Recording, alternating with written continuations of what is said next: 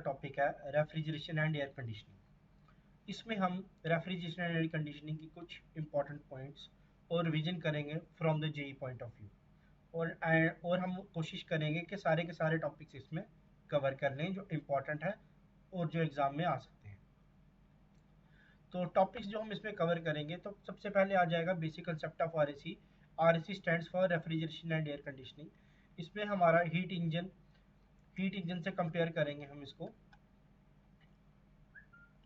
Reversed heat engine से compare करेंगे।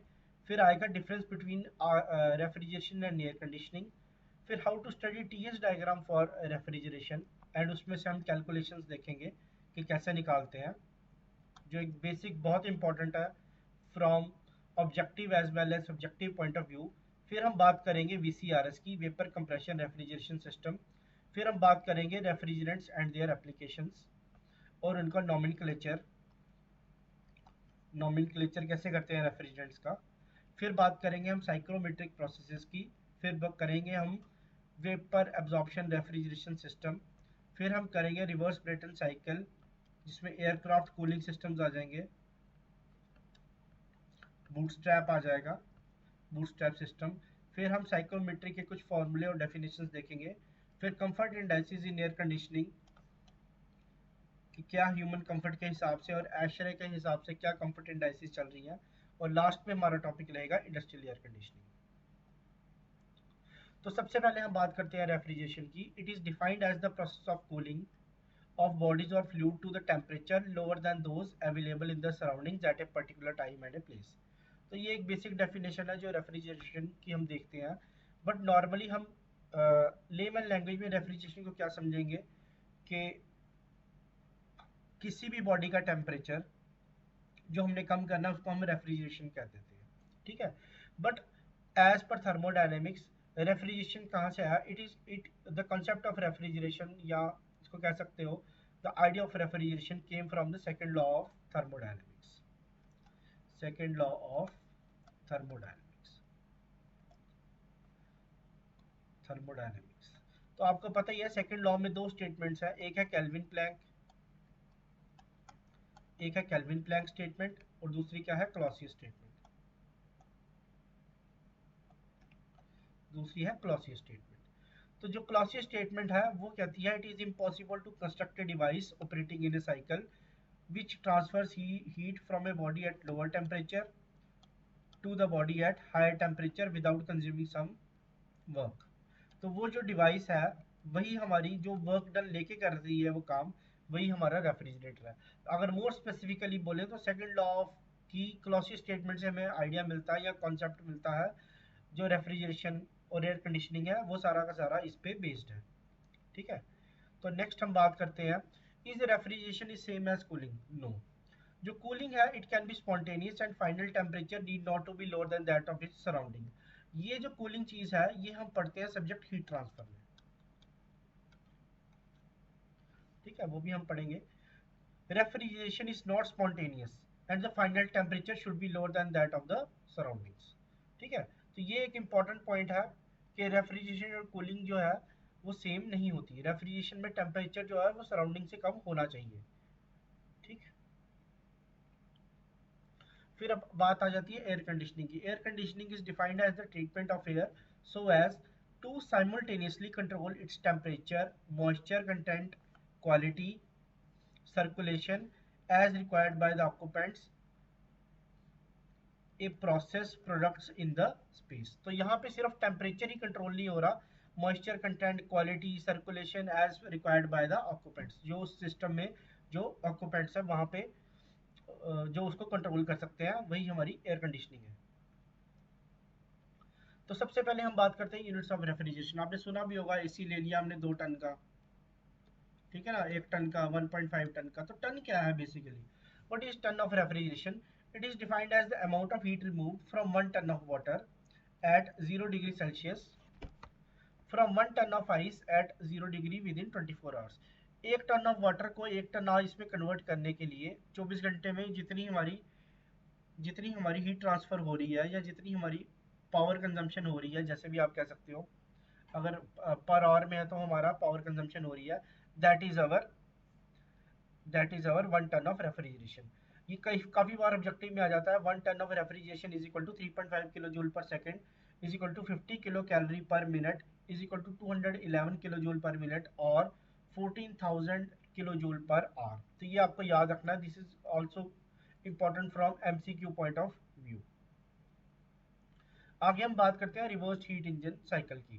तो हीट इंजन आपको पता ही है। तो यहाँ पे हम Carnot reverse heat engine cycle की बात करते हैं। तो सबसे पहले हमारे पास आ जाता है एक इवेपोरेटर जो कि एक हीट एक्सचेंजर होता है, which is our heat exchanger. फिर आ जाता है हमारे पास कंडेंसर, ये भी एक हीट एक्सचेंजर रहता है।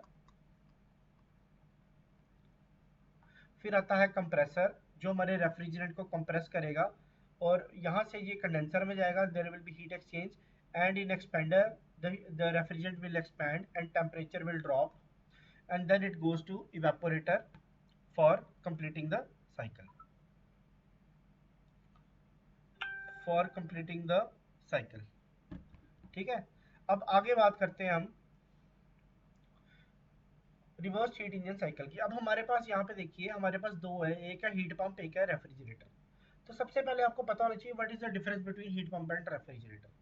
Refrigerator is a device which maintains its temperature lower than that of its surroundings। ठीक है, and heat pump is a device which maintains the temperature of the system higher than that of its surroundings। अब अगर basically देखा जाए तो diagram तो दोनों की सेम है। तो यहाँ पे मैंने एचपी लिखा है, यहाँ पे मैंने रेफ्रिजरेटर लिखा हुआ है। अब रीजन क्या है, अगर यूजर होगा यहाँ पे, अगर यूजर होगा यहाँ पे तो ये कहलाएगा रेफ्रिजरेटर। अगर यूजर होगा यहाँ पे या सिस्टम होगा यहाँ पे तो ये आएगा हमारा हीट पंप। बाहर है -5 डिग्री सेल्सियस, रूम में मुझे चाहिए 20 डिग्री सेल्सियस, तो मैं क्या करूंगा, मैं हीट पंप लगाऊंगा। ठीक है, बाहर है हमारा 44 डिग्री सेल्सियस, वैसे भी गर्मी ज़्यादा पड़ रही है, तो हम क्या लगाएंगे, हम रेफ्रिजरेटर लगाएंगे फूड को स्टोर करने के लिए, या फिर उसके अल्टरनेट में एसी लगा देंगे अगर मुझे 10 डिग्री टेम्परेचर करना है। ठीक है, थोड़ा सा इसको हम आगे डिटेल में करेंगे। अब ये हमारे जो है ये बेसिक डिफरेंस आ जाता है रेफ्रिजरेटर और हीट पंप में। अब हम बात करते हैं, अब रेफ्रिजरेटर और हीट पंप की एफिशिएंसी तो होती नहीं है। अब इसका हम क्या निकालते हैं, इसको हम कहते हैं COP. COP stands for coefficient of performance. तो सीओपी का फॉर्मूला क्या होता है, सीओपी का फॉर्मूला होता है desired effect divided by work done, या डब्ल्यू नेट ले लो। ठीक है, अब सीओपी क्या है, डिजायर्ड इफेक्ट क्या है, यहाँ पे मुझे क्या डिजायर्ड चाहिए, हमें यहाँ पे सिस्टम में क्या पहुंचानी है, ये क्यू एच हीट पहुंचानी है। तो यहाँ पे मेरा डिजायर्ड इफेक्ट क्या हो गया, क्यू एच। और वर्क डन क्या हो गया हमारा, W net will be equal to Q H minus Q L, Q H minus Q L. तो मेरी सीओपी क्या होगी इसकी, Q H upon Q S minus C L, Q L for COP of heat pump. अगर मैं बात करूँ COP of refrigerator की, तो ये क्या होगी मेरी, ये भी होगा डिजायर्ड इफेक्ट जिसको हम कहेंगे refrigeration effect divided by work done. तो रेफ्रिजरेशन इफेक्ट क्या है, मुझे कहाँ से कितनी हीट निकालनी है, मुझे यहाँ से यूजर से Q2 हीट निकाल के भेजनी है। तो किया आ जाएगा मेरा QL, या Q2 ले सकते हो, QL divided upon work done वही रहेगा QH minus QL। For an ideal refrigeration system, जैसे हमारा कार्नोट रिवर्स, अगर हमारा हीट इंजन कार्नोट होता तो हम इसको स्टडी करते as a reversed Carnot heat engine cycle. ठीक है, तो यहाँ पे अगर हम सीओपी बात करेंगे, COP heat pump Carnot, it will be only dependent upon temperature, ये हमें पहले भी पता है। तो it will be equal to T H upon T higher minus T lower. और यहाँ पे अगर हम बात करें सीओपी ऑफ रेफ्रिजरेटर की, तो ये क्या रहेगी, T lower upon T higher minus T lower. This is Carnot COP, ideal COP और कार्नोट सीओपी। ठीक है, so this will be our COP of heat pump और सीओपी ऑफ रेफ्रिजरेटर। दूसरी बात जो काफ़ी बार एग्जाम में आ जाती है और काफ़ी बार इसमें लोग कंफ्यूज भी हो जाती है, रिलेशनशिप बिटवीन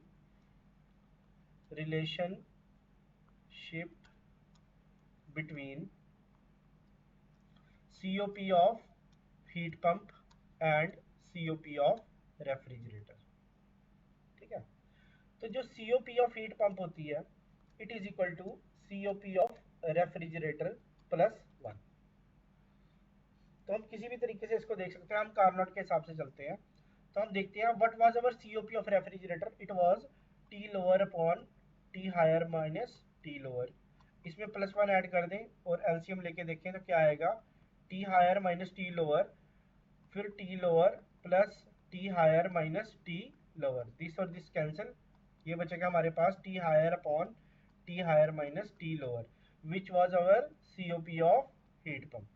और यहाँ पे हमारा कार्नोट सीओपी की बात हो रही है, तो अगर इस पे वैलिड है तो उस पे भी वैलिड रहेगा। ठीक है, सीओपी कार्नोट, यहाँ पे भी कार्नोट, या रिवर्सिबल भी लिख सकते हो कार्नोट की जगह। ठीक है, तो ये हमारा एक एक प्रॉपर हमारा फॉर्मूला बन जाता है कि COP of H P is equal to 1 plus COP of refrigerator.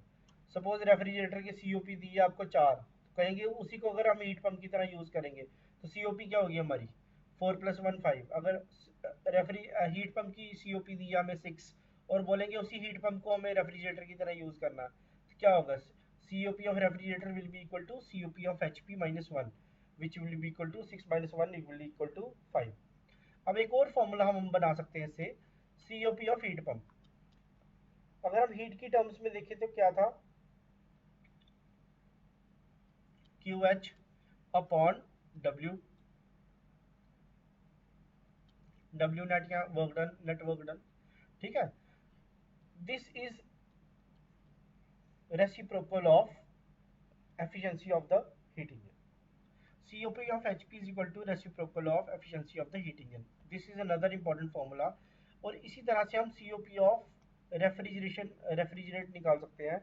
COP of refrigerator क्या होगा, COP of HP minus 1, it will be equal to 1 upon efficiency of heat engine minus 1, तो it will be equal to 1 minus efficiency divided by efficiency।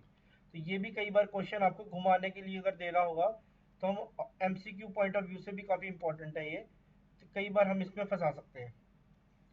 तो छोटा मोटा numerical जो है वो इसमें फंस सकता है, उनको एफिशिएंसी दी होगी वो कहेगा सीओपी तो दी नहीं दी, एफिशिएंसी से भी आप डायरेक्ट आंसर निकाल सकते हो। ठीक है, तो एक और कुछ इंपॉर्टेंट पॉइंट हम कर लेते हैं। जो सीओपी ऑफ रेफ्रिजरेटर है, it lies from 0 to infinity। COP of refrigerator, the value lies from 0 to infinity। and COP of heat pump, हमें पता ही है क्या होती थी, COP of refrigerator प्लस 1, तो इस पर प्लस 1 कर देंगे, 1 to infinity। COP of heat pump lies from 1 to infinity। तो ये एक इंपॉर्टेंट कॉन्सेप्ट है हमारा COP of refrigerator और COP of heat pump का। ठीक, तो यहाँ से हम बात करते हैं कुछ इंपॉर्टेंट पॉइंट्स की।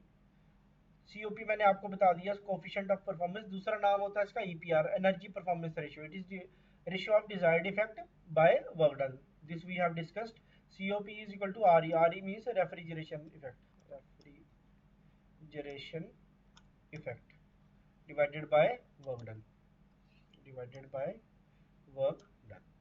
COP is function of high and low temperature only for Carnot cycle, for Carnot refrigerator। ठीक है, ऐसे लिख सकते हो COP is function of temperature only। ठीक है, फिर ये कोरोलरी आ गई इसकी, the COP of reverse Carnot cycle is always greater than COP of actual working cycle working between the same temperature limits। ठीक है, फिर COP of reverse Carnot cycle is independent of the working fluid। this is also very important line।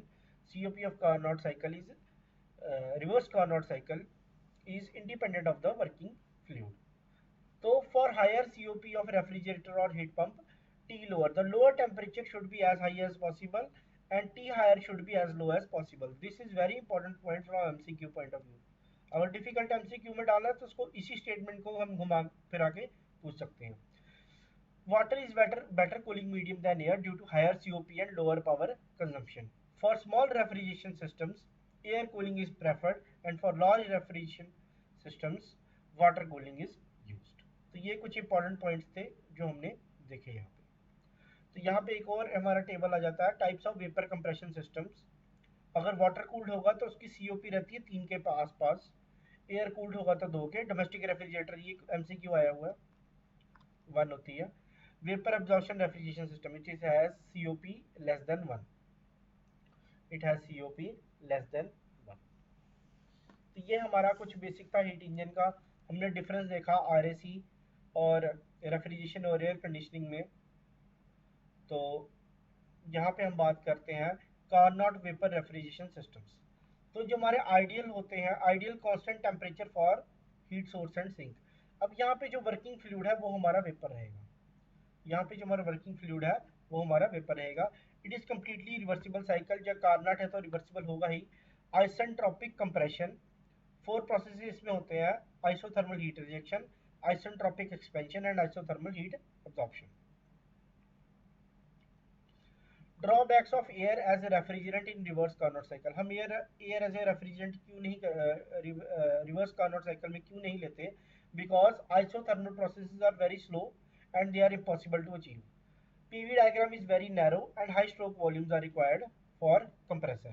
Small volumetric refrigeration capacity, अब ये भी refrigeration capacity भी जो है वो कम रहती है, and high volume flow rates of air.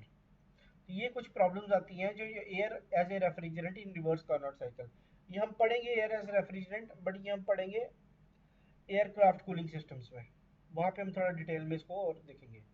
फिर आता है vapour as a refrigerant in reverse Carnot cycle. ये हमारा टीएस प्लॉट है 1 to 2, 2 to 3, 3 to 4 और 4 to 1। इस डायग्राम को ध्यान से देखो और इसमें हम कुछ चीज़ें क्लियर करेंगे अच्छे से। 1 to 2 हमारा जो राइट हैंड साइड पे है, ये हम हमेशा हमारा कंप्रेसर रहेगा। जो कंप्रेसर है वो हमेशा 1 to 2 रहेगा।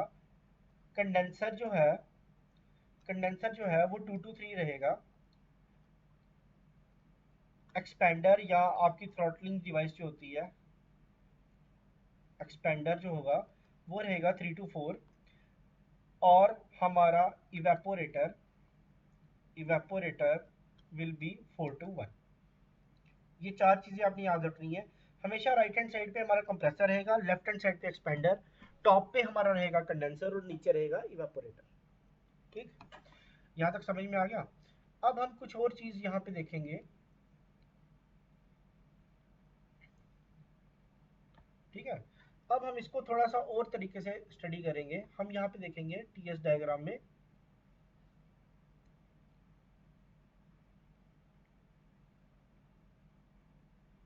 ठीक है, यहाँ पे हम देखेंगे ये रीजन आपको पता ही है, ये रीजन रहेगा आपका सबकूल्ड। ये ऊपर एक पॉइंट रहता है, ये रहता है हमारा क्रिटिकल पॉइंट, ये रहेगा हमारा critical point. This region will be super heated region, this region will be super heated region. ठीक है, this line is known as saturated vapour line, saturated vapour line. This line will be our saturated liquid line, saturated liquid line। ये जो बीच वाला reason रहेगा हमारा curve के नीचे वाला, इसको हम कहते हैं वेट रीजन। और ये बाहर वाला क्या होता है? सुपर हीटेड, इसको हम क्या कहते हैं? ड्राई रीजन या ड्राई स्टेट। ठीक है, अब यहाँ पे एक और चीज, ये जो बीच में हमारा वेट रीजन आता है, यहाँ पे प्रेशर और टेम्परेचर की लाइन जो होती है वो एक जैसी होती है, वो एक ही लाइन को रिप्रेजेंट करते हैं। ठीक है, वो एक ही लाइन को रिप्रेजेंट करते हैं। यहाँ पे प्रेशर और टेम्परेचर जो है सुपर हीटेड रीजन में एक ही लाइन को रिप्रेजेंट करते हैं। ठीक है, तो ये आप देख लो, ये उतार लो। अब बात करते हैं नेक्स्ट, यहाँ पे हमने किया सब कूलिंग का, हम एक और डायग्राम बना के देखते हैं।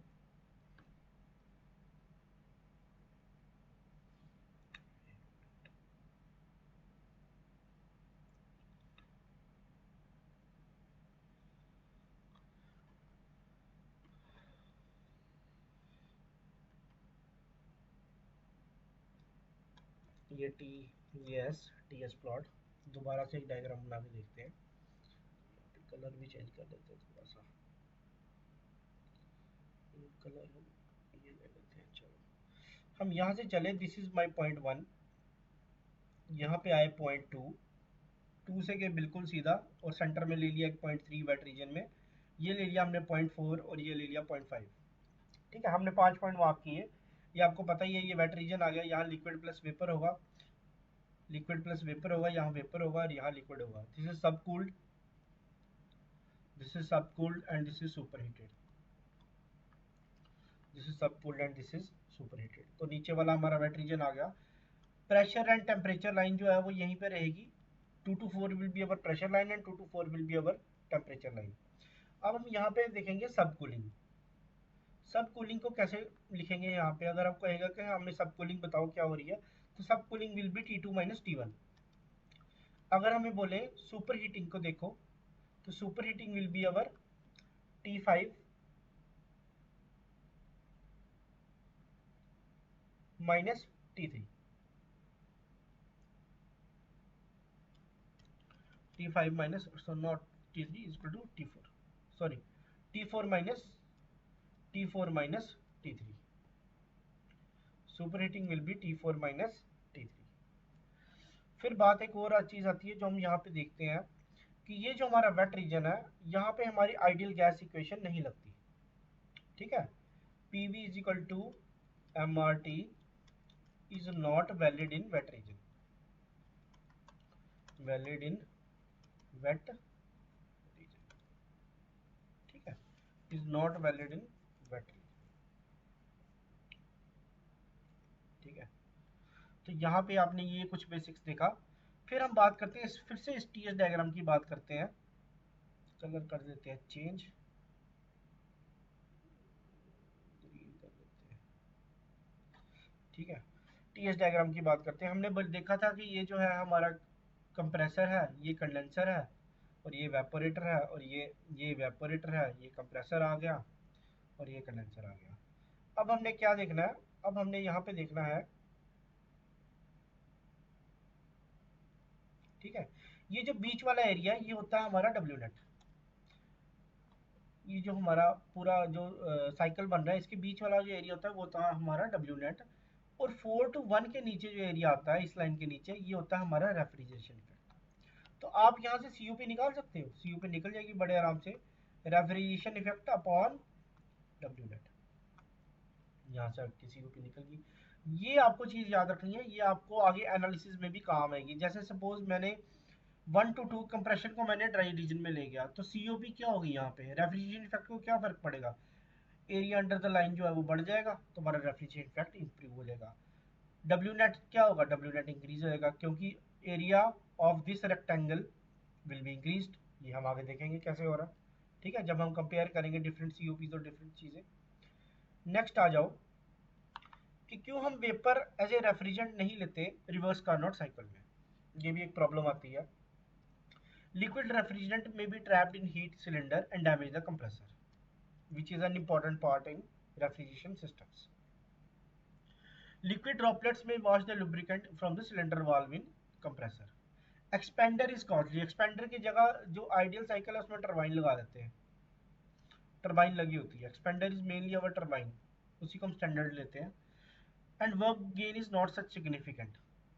तो जो वर्क गेन होता है टरबाइन में, जो एक्सपेंशन हम करते हैं इसकी, it is not that much of significant कि वो इसको ज़्यादा इफेक्ट कर पाए। ठीक है, तो नेक्स्ट पॉइंट हम इसमें आते हैं। To remove this drawbacks we use VCRS। तो refrigerant is compressed from dry saturated condition. Dry saturated condition कहाँ बनेगी हमारी? ड्राई सैचुरेटेड कंडीशन आएगी इस लाइन पे। यहाँ से हमने कंप्रेशन शुरू करनी है 1 to 2। ठीक है, expander is replaced by throttling device, जो बहुत ही चीप होती है। ठीक है, एक वाल्व होता है throttling device, and you know throttling is an, कौन सा प्रोसेस होता है? Throttling is an isentropic process. Isentropic process, isentropic क्या होगा? Enthalpy is, enthalpy is constant, that means H1 will be equal to H2। enthalpy before throttling will be equal to enthalpy after throttling। ठीक है, तो next हम आ जाते हैं different plots of VCRS। This is our TS plot, so this is our TS plot. ये super heat horn निकला हुआ है, इसको कहते हैं super heat horn, super heat hot, ठीक है। 3 to 4 is our throttling process, throttling है और ये इरिवर्सिबल होता है, इरिवर्सिबल इसीलिए मैंने इसको डॉटेड लाइन में शो किया हुआ। 3 to 4 is a dotted line. ये हमारा पीएच प्लॉट है। आप डायग्राम को देख के बता सकते हैं कौन सा प्लॉट है, ठीक है। ये थोड़ा सा लेफ्ट साइड की तरफ स्क्यू होता है और थोड़ी पतली होती है डायग्राम। फिर पीवी प्लॉट आ गया, this is curved, 1 to 2 is curved. फिर ये आ गया हमारा लास्ट में एचएस प्लॉट, ठीक है। तो मोस्टली ये हमारे 4 प्लॉट हैं। अब यहाँ पे हम बात करते हैं, अब हमने निकालना है COP in terms of enthalpy, COP in terms of enthalpy. तो हम कोई भी प्लॉट ले लेते हैं, इसका टीएस प्लॉट ले लेते हैं। This is S, this is T, ये बना लिया हमने। यहाँ से ये यहाँ, यहाँ, यहाँ, यहाँ। तो this is our 4, this is 1, this is 2, this is 3। तो 1 to 2 आ गया हमारा कंप्रेसर, 2 to 3 आ गया हमारा condenser, 3 to 4 is our throttling device and 4 to 1 is our evaporator. तो सीओपी क्या क्या फॉर्मूला होता है? COP is equal to refrigeration effect divided by work done. अब रेफ्रिजरेशन इफेक्ट क्या है हमारा? H1 माइनस H4, एंथैल्पी इसकी माइनस कर दो, H1 माइनस H4, ठीक है। एंड हमारा वर्क डन क्या आएगा? Work done will be equal to work done of compressor minus work done of expander. तो वर्क डन ऑफ कंप्रेसर क्या होगा? वो होगा H2 minus H1 minus work done of expander H3 minus H4। पर यहाँ पे एक गड़बड़ हो जाती है। गड़बड़ क्या होती है? 3 to 4 प्रोसेस क्या है मेरा? आइसेंथैल्पिक प्रोसेस। आइसेंथैल्पिक प्रोसेस क्या करेगा? आइसेंथैल्पिक प्रोसेस में क्या होगा? H3 will be equal to H4, enthalpy before throttling will be equal to enthalpy after throttling. तो H3 अगर H4 के बराबर है तो ये क्या हो जाएगा? ये मेरा 0। तो हमारी COP क्या आ जाएगी? COP will be equal to H1 minus H4, H4 की जगह H3 भी लिख सकते हो, H2 minus H1, this will be our COP। तो कभी भी 2 कंप्रेसर लगा दे, 3 लगा दे, 4 लगा दे, कुछ भी लगा दे, यहाँ पे 2 एक्सपेंडर लगा दें, कुछ भी लगा दें, आपने जो राइट साइड वाली है वर्टिकल लाइंस या जो राइट साइड पे हमारा कंप्रेसर है उसका वर्क डन जो है वो एक्सपेंडर में से माइनस कर देना है, that will be your work done. और जो नीचे वाली लाइन आती है हमारी 4 to 1 इवेपोरेटर वाली, ठीक है। तो इसमें से जितना भी इसके जो एंथैल्पीज आती हैं कार्डिनल पॉइंट्स की, उनको हमें माइनस कर देना है, वो हमारा आ जाएगा रेफ्रिजरेशन इफेक्ट,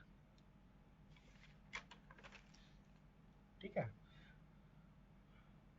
अब यहाँ पे कुछ चीज नोट करने वाली है, in case of R12, R22 और अमोनिया सिस्टम्स, ठीक है, wet compression leads to maximum COP. अब ये एक इंपॉर्टेंट पॉइंट है कि कौन से रेफ्रिजरेंट्स में वेट कंप्रेशन में हमें मैक्सिमम सीओपी चाहिए, ठीक है।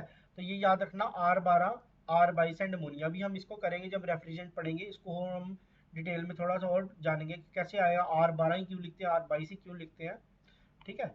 For all other refrigerants dry states leads to maximum COP. अब वेट स्टेट और ड्राई स्टेट आपको पता ही है। अगर हम टीएस प्लॉट देखेंगे और ये हमारी डायग्राम है, तो जो इनकी कंप्रेशन है वो कहाँ से शुरू हो रही है? वो यहाँ से शुरू हो रही है, ठीक है। और किसकी? R12, R22 की ये वाली कंप्रेशन जो है विद इन द कर्व क्या होगी? ये वेट रीजन में होगी, 1 होगी। और ड्राई रीजन में क्या होगी? ड्राई रीजन यहाँ से होगी, 1 डैश, ठीक है, 1 और 1 डैश, ठीक है। एक वेट रीजन, एक ड्राई रीजन। अब हम कुछ इंपॉर्टेंट चीजें देखते हैं। Effect of decrease of evaporator pressure in VCRS या इन डायग्राम्स। पीएच प्लॉट में देखो आप, ये हमारे पास आ गया 4 to 1 आ गया हमारा evaporator pressure, this is my evaporator pressure. हमने इसको डिक्रीज कर दिया, हम इसको PE डैश पे ले आए। क्या हुआ? अब एरिया अंडर द लाइन आ गया कम, तो कितना लॉस हुआ हमें इतना लॉस हुआ, ये जो रेड पार्ट आ रहा है, this is our loss in refrigeration effect. तो ये हो गया हमारा डिक्रीज। और सीओपी का फॉर्मूला क्या होता है? COP is equal to refrigeration effect upon work done. अब सीओपी को क्या हो रहा है? सीओपी अगर ये डिक्रीज हो रहा है, डायरेक्टली प्रोपोर्शनल है, सीओपी भी डिक्रीज होगी। Volumetric efficiency, it will also decrease. Work done को क्या होगा? इनवर्सली प्रोपोर्शनल है, इट विल इंक्रीज। क्यों? अगर डायग्राम भी देखोगे तो आप वन टू बड़ा है कि वन डैश टू डैश बड़ा है? वन डैश टू डैश ज़्यादा बड़ा है, ठीक है, वन डैश टू डैश ज़्यादा बड़ा है। बट आप यहाँ पे देखोगे वर्क डन तो इंक्रीज कर रहा है, बट रेफ्रिजरेशन इफेक्ट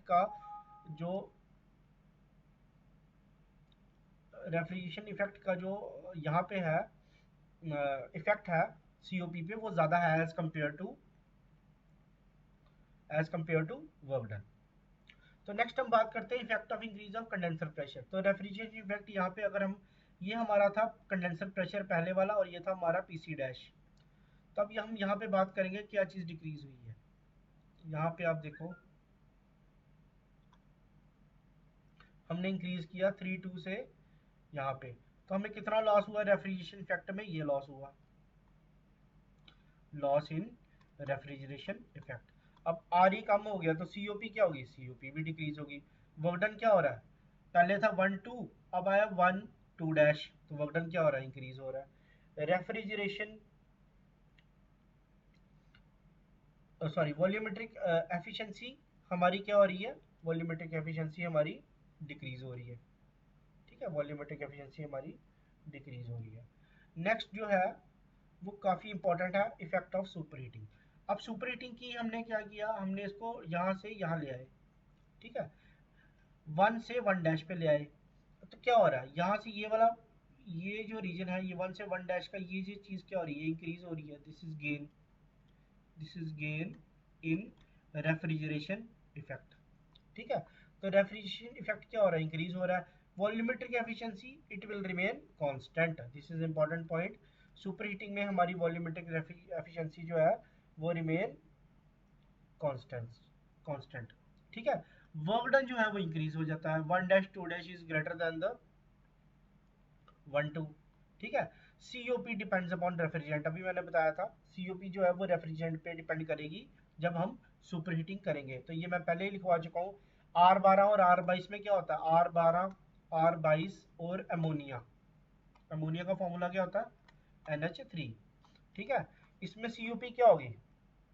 इसमें सीओपी डिक्रीज होगी, ठीक है। और हमारी बाकी जो है क्यों डिक्रीज होगी? क्योंकि इनको वेट वेट कंप्रेशन चाहिए होती है, वेट कंप्रेशन चाहिए होती है। और बाकी जो है उनको क्या चाहिए? Dry compression. तो ड्राई कंप्रेशन से क्या होगा? उनकी उनकी सीओपी इंक्रीज हो जाएगी, ठीक है। R134 है, R32 है, फिर कोई और चीज़ हुई तो उसके लिए हमें क्या चाहिए? उसकी सीओपी इंक्रीज हो जाती है। एक चीज़ ये देखने वाली है, जो 1 2 है it is steeper isentropic and 1 2 dash is flatter isentropic, जो ये थोड़ी सी ज़्यादा फ्लैट है एज कम्पेयर टू दिस। इससे क्या होता है? इससे वर्क डन हमारा इंक्रीज हो जाता है, एरिया अंडर द कर्व जो है वो थोड़ा सा इंक्रीज हो जाता है। लास्ट आ जाता है हमारा इफेक्ट ऑफ सब कूलिंग। सब कूलिंग रीजन हमारा आ गया यहाँ पे, दिस इज अवर सब कूलिंग, ठीक है। अब यहाँ पे देखिए क्या हो रहा है, यहाँ से यहाँ पहले था 1 2 4, अब आ रहा है 1 2 4 डैश, तो ये क्या हो रहा है? ये फिर से गेन हो रहा है, this is also gain in refrigeration effect, ठीक है। अगर रेफ्रिजरेशन इफेक्ट गेन हो रहा है तो सीओपी क्या हो रही है? सीओपी भी गेन हो रही है। Work done remains constant, compressor पे कोई फर्क नहीं पड़ा, 1 2 रिमेन्स कांस्टेंट। वॉल्यूमेट्रिक एफिशिएंसी की बात करते हैं हम। वॉल्यूमेट्रिक एफिशिएंसी को क्या होगा?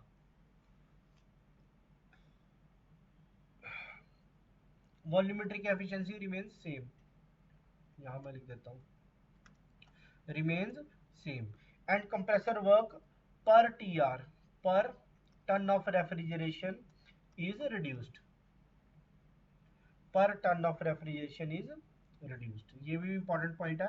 compressor work per TR is reduced।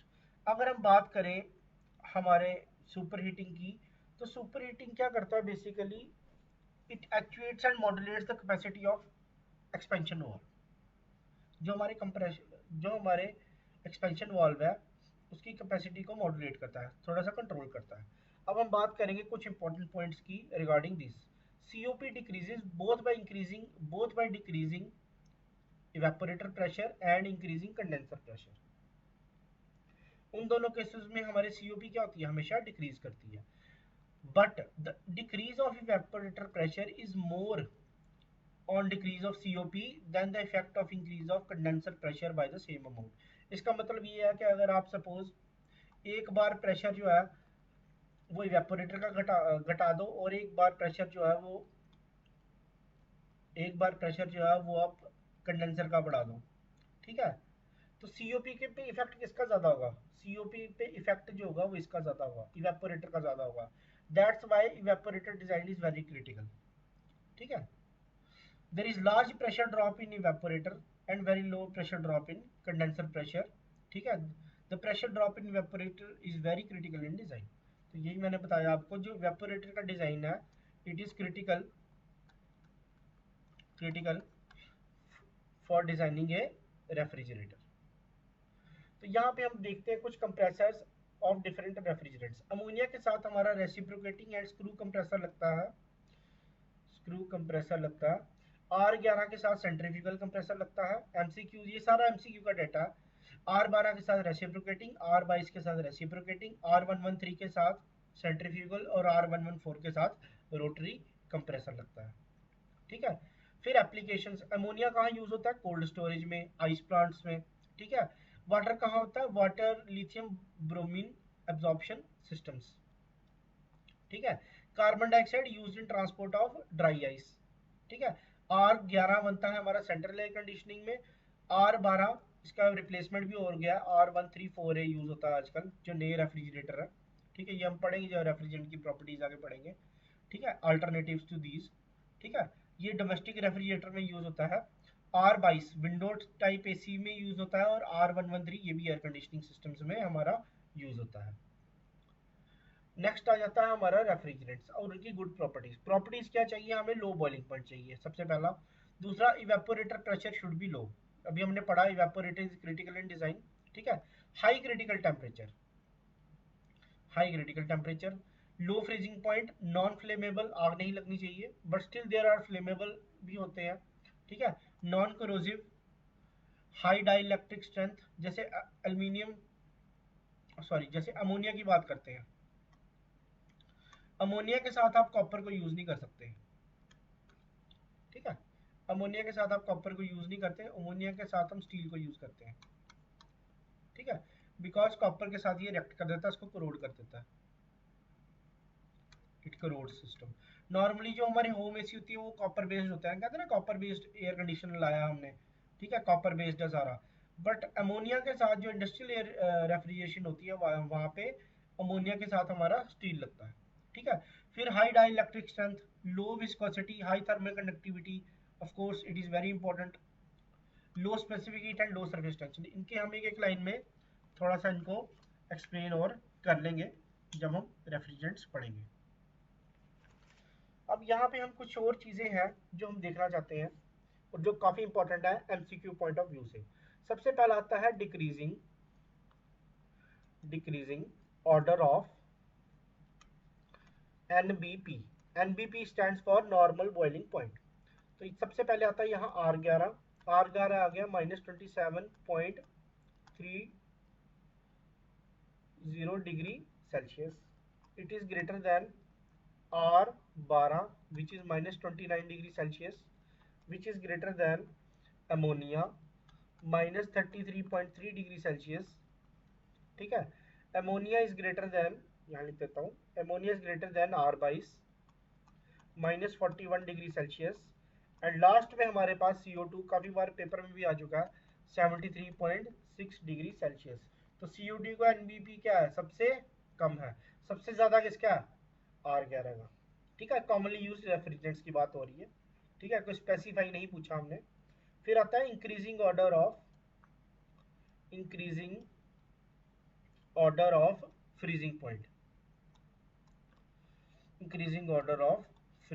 Point.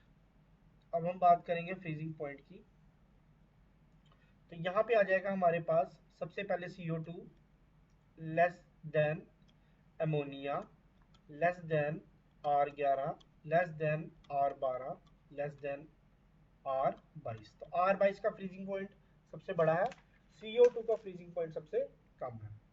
फिर नेक्स्ट आ जाता है हमारा decreasing order of critical temperature. Critical point आपने प्रॉपर्टीज ऑफ प्योर सब्सटेंस में पढ़ा भी होगा। It is that point at which liquid suddenly flashes into vapor. So the corresponding temperature is known as critical temperature and the corresponding pressure is known as critical pressure. ये हम पढ़ लेंगे thermodynamics के किसी चैप्टर में, properties of pure substance में। तो यहाँ पे आ जाता है सबसे पहले R11, फिर NH3, फिर R12, फिर R22 और फिर CO2। ठीक है, तो ये तीन ऑर्डर आपने ध्यान में याद रखने हैं। पहला आता है decreasing order of normal boiling point. This is also very important from MCQ point of view. ठीक है, कार्बन डाइऑक्साइड का पूछा गया, मैंने एमसीक्यूज में देखा था। एक्सट्रीम वाले याद रखो, वो ज्यादा जरूरी है, कई बार पूछे जाते हैं। तो यहीं पे हम क्लियर कर लेते हैं इसको, एक दो और है। ठीक है, फिर आता है decreasing order of critical pressure. Decreasing order of critical pressure, decreasing order of critical pressure.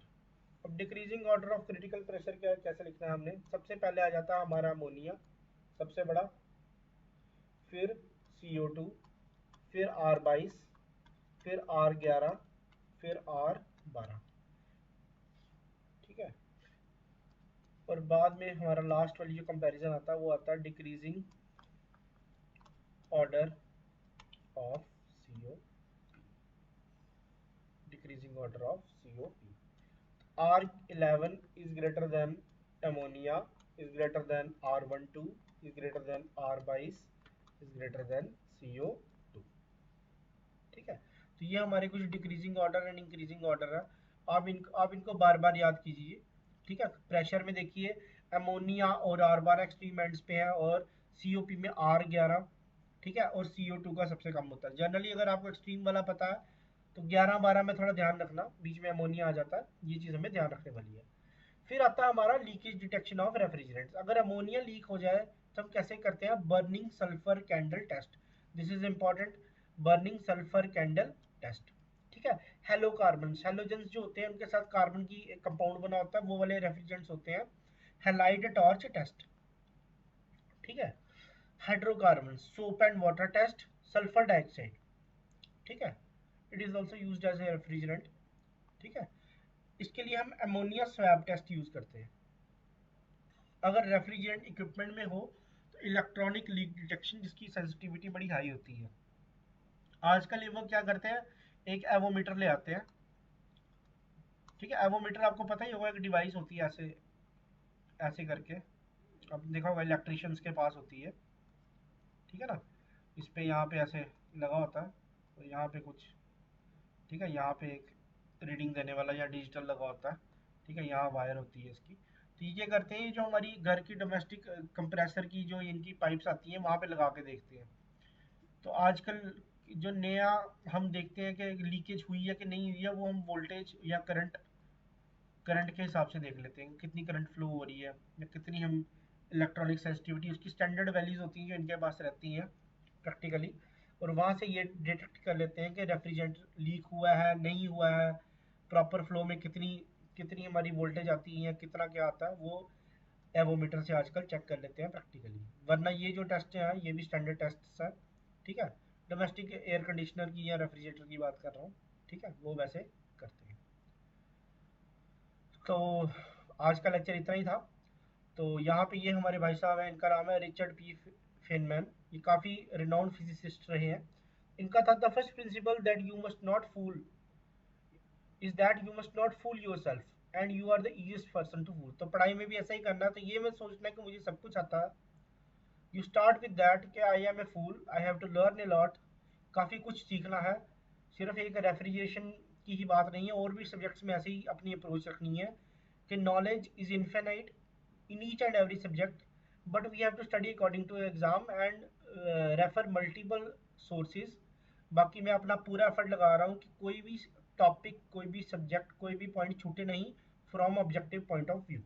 ठीक है, thank you for having patience and listening to whole lecture and please like, subscribe and share and recommend to your friends also. Thank you.